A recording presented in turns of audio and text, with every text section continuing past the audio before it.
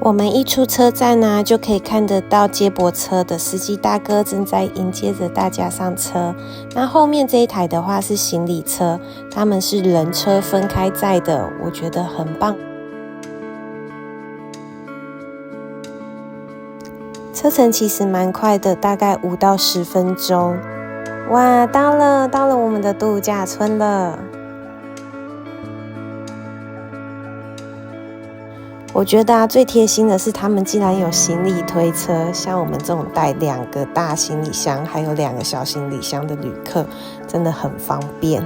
那我们是下午1点左右抵达，时间还太早，不能直接进房，我们就先到柜台填写一下旅客资料，等时间到了就可以直接进去咯。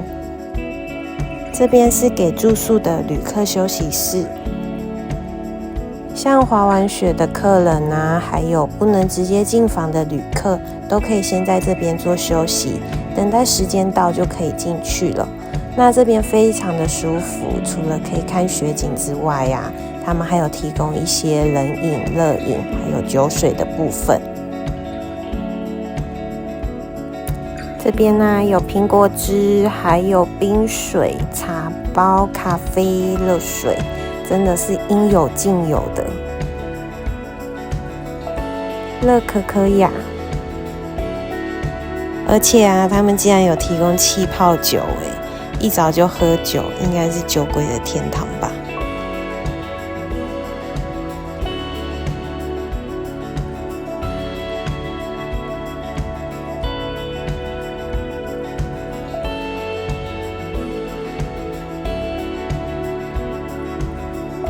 那我就先来喝喝看他们的气泡酒吧，美景配酒，真的是太享受了。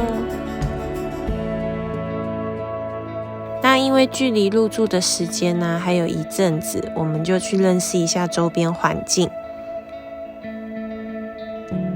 走过去这个长廊啊，就是可以连通到餐厅的地方。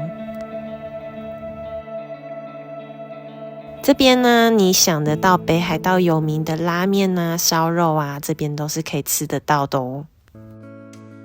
下午时间啊，餐厅一样是大排长龙的，你就知道这边的餐饮啊，人气度到底有多高了。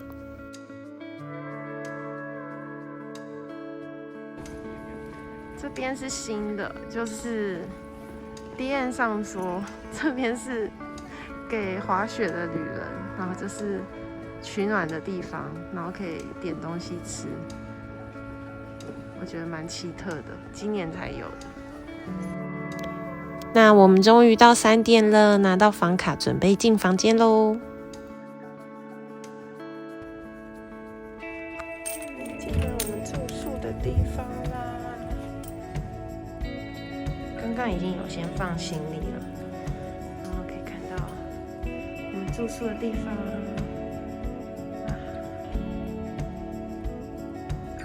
小客厅，然后这个是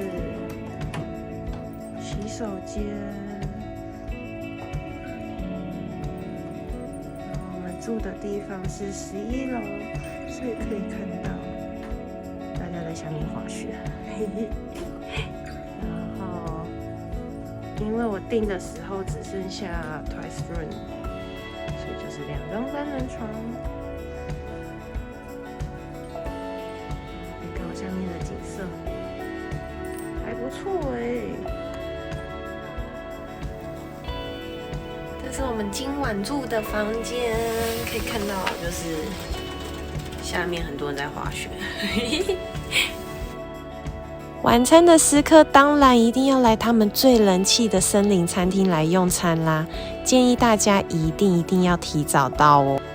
我们来的时候已经是6点左右，那排了一下下，很幸运的很快就进来用餐了。但是6点半之后啊，基本上都要等到1个钟头才能进来哦。那这边晚餐的部分呢，除了有一些海鲜沙拉，还有一些熟食，但我个人觉得没有很合我的胃口。这边最受欢迎的呢，就是他们的铁板牛肉啦。我觉得这个真的是我觉得是最好吃的，其他食物，我觉得都普普通通啦。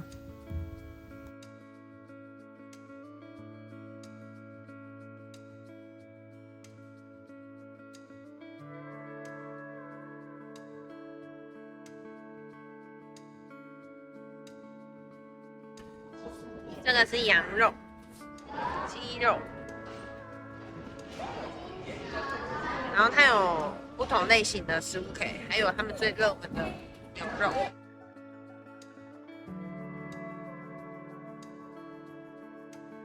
用完餐之后啊，我们就来水的教堂。后来才知道，原来他们不是每天都有做开放，会依照天气状况啊，还有当天的视情况来开放。那没办法，我们就只能来看水的教堂，因为爱丽丝冰城没有开放。进来的时候啊，真的是感觉不出来这是水的教堂，因为我只有看到雪，还有十字架。那进去里面的时候，风景也大概像影片这样。其实我觉得，有一点小失望。回来的时候啊，外面正飘着大雪，哇，真的是超浪漫的。发现休息室外面这个空间呢，比水的教堂更漂亮。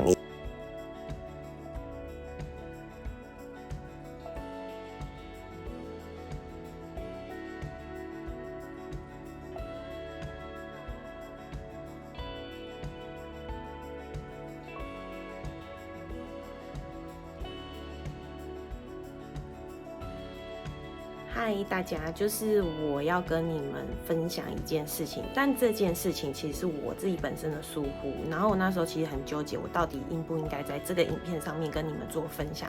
但我觉得这个事情就是可以提醒大家，就是如果你下次有跟我一样的状况的时候，真的要特别的注意，不然你会花非常非常多的钱在入住订房上面。因为那时候其实蛮影响我的心情的，就是事情这样的，我是入住星野度假村的当天才发现，什么我的房间只有可以住一个人，就是只能入住一个人。那我那时候是跟我的哥一起去星野度假村，我们要 booking 2个晚上嘛。那我是在 trip.com 这个 app 去做 booking。正常我们是不是就是会先搜索我们要入住的时间，然后我们的天数。那因为它有一个人数的部分，我是没有去特别去更改，反正我就是订了房，然后那时候看还有 coupon 券，我就使用了，所以那时候订的一个晚上是6000块台币左右。那因为他们的房价那个时间是雪季刚开放，所以他们的正常的价格其实就是大概在6000到8000左右。只有像是过年啊或特殊节日的时候，他们的房价才会到1万多块。因为我住的是比较平价栋，他们还有一个是比较高端的，就是它的房价又在更高，所以它房型更漂亮、更精致。但因为我住的是属于比较这个度假村里面是比较平价的，所以我那时候呢就想说怎么办？那时候因为我们的日文没有那么好，那英文的部分就是也有点沟通不良。那后来他就是说，就是意思就是我们不要浪费太多时间的话，那就是补一个人的房价。那时候就想说，好吧，那也就只能补了，不然怎么办？因为总不能只有我一个人入住吧？因为那个 app 上面就是它有写一个很小的，就是你只能有一个人的早餐，一个人的住宿。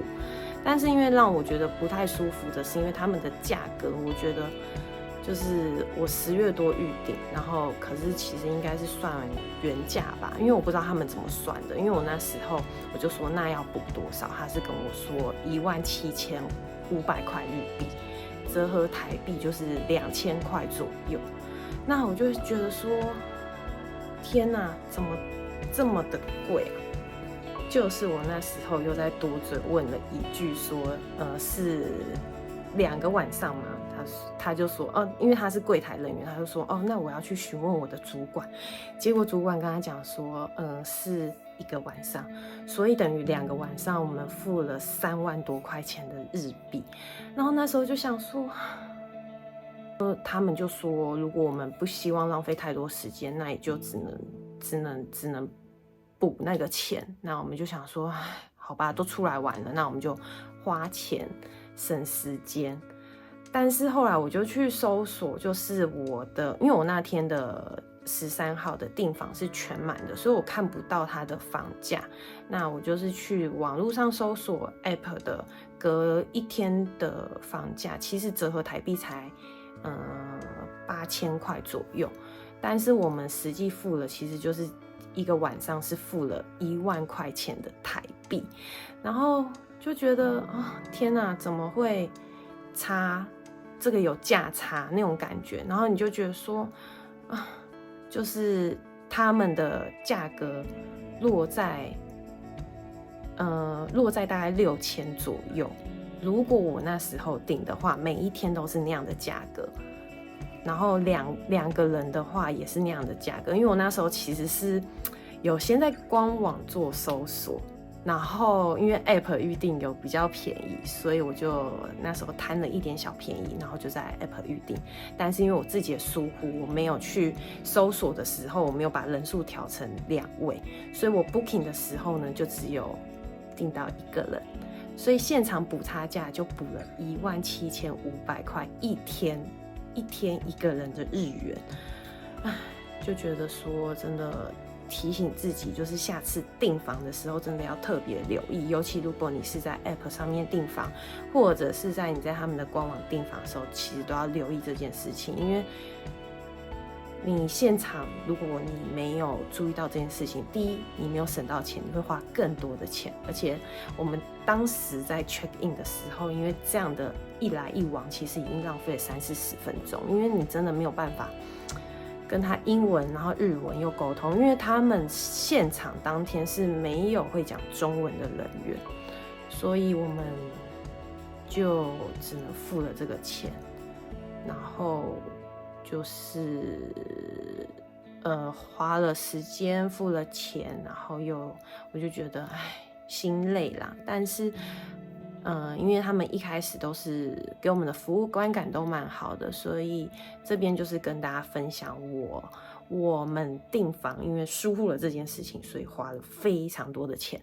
所以大家如果就是你跟我一样是习惯提早预订，那因为他们家又是那么热门的饭店，所以你提早预订的时候又疏忽这件事情，有浪费时间，浪费了金钱，真的是非常的不划算。